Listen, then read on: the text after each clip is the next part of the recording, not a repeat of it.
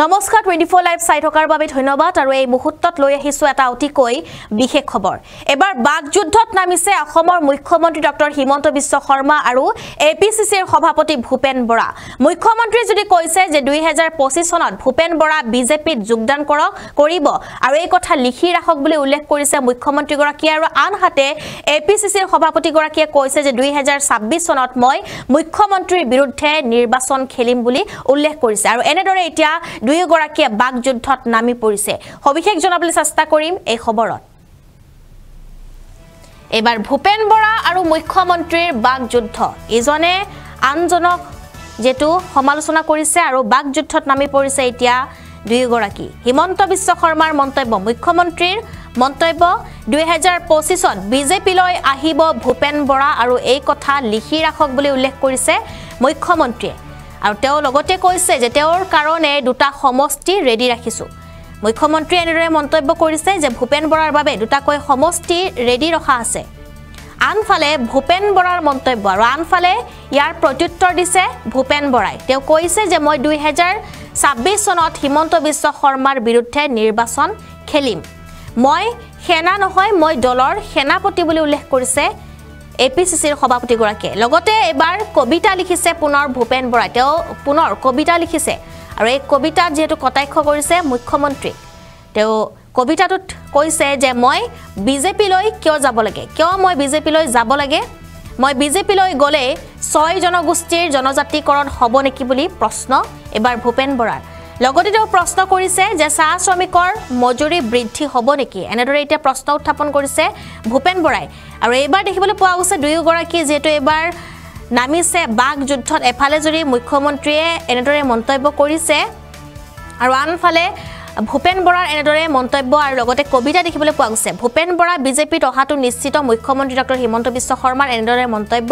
ভূপেন বৰা বিজেপিলৈ অহাটো নিশ্চিত, তেওঁৰ কাৰণে দুটাকৈ সমষ্টি ৰেডি ৰাখিছো। 2025 চনত জানুৱাৰী ফেব্ৰুৱাৰী মাহত আহিব বিজেপিলৈ আৰু ডাঙৰ বংশ বাদ দি তৃণমূল পৰ্যায়ৰ কংগ্ৰেছ আছে বিজেপিলৈ আহিব আৰু ভৱিষ্যতবাণী কৰিছে এনেদৰে মুখ্যমন্ত্ৰীগৰাকী আৰু তাৰ প্ৰত্যুত্তৰ দিছে এনেদৰে এতিয়া ভূপেন বৰাই। তেওঁ কবিতা লিখিছে যে মই কিয় যাব লাগে বিজেপিলৈ, এনেদৰে এতিয়া প্ৰত্যুত্তৰ দিছে ভূপেন বৰাই। এই মুহূৰ্তত আমাৰ হাতত দুয়োগৰাকী মন্ত্ৰী যেহেতু মন্তব্য আছে সেই মন্তব্য এবাৰ শুনাই ল'ব বিচাৰিম।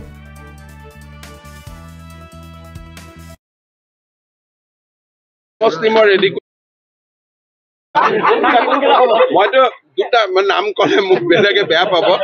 মই তেওঁৰ কাৰণে দুটা সমষ্টি ৰেডি কৰি থৈ দিছো। ডাঙৰ বংশক বাদ দি, ডাঙৰ মানে নিজকে ডাঙৰ বুলি ভবা বাদ দি যিমান তৃণমূল পৰ্যায়ৰ কংগ্ৰেছ আছে সকলোৱে আমাক জইন কৰিব।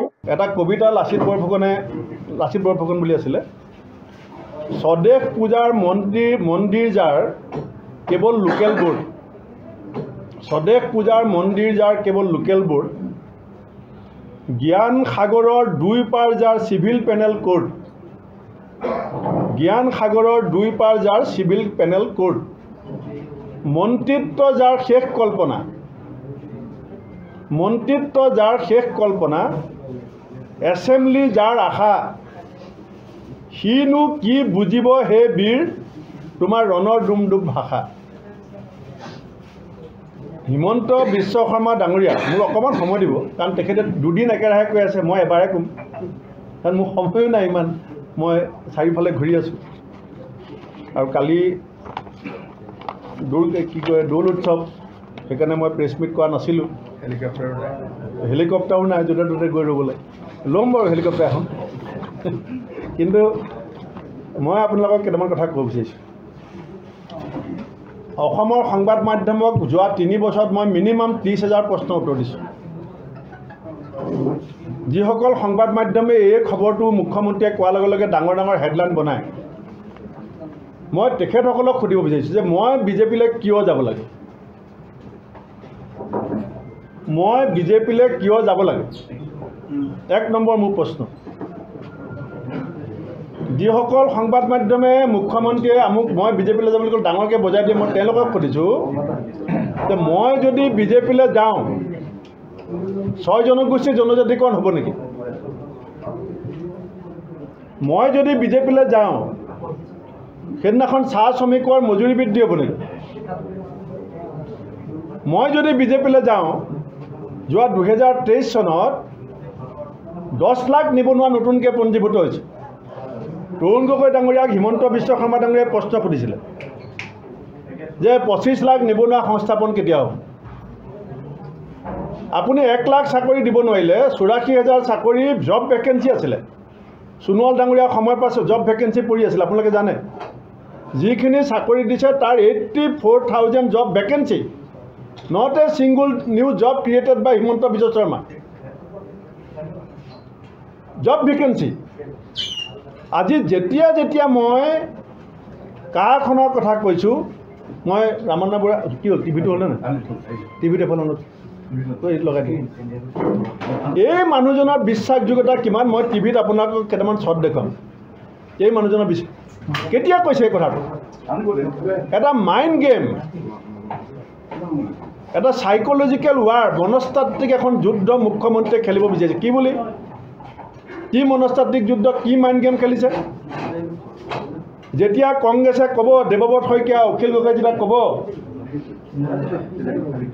যে 6 জনগোষ্ঠী জনজাতিকৰণ কেলে নহ'ল তেতিয়া তেখেতে ক'ব ভূপেন বৰা বিজেপিলৈ আহিব মই যদি প্ৰশ্ন সুধো যে ব্ৰহ্মপুত্ৰ খনন কেলে নহ'ল দুইপাৰে এক্সপ্ৰেছ হাইৱে কেলে নহ'ল তেতিয়া তেখেতে ক'ব ভূপেন বৰা আমুক তাৰিখে বিজেপিলৈ আহিব কথাটো আপোনালোকে মন কৰিব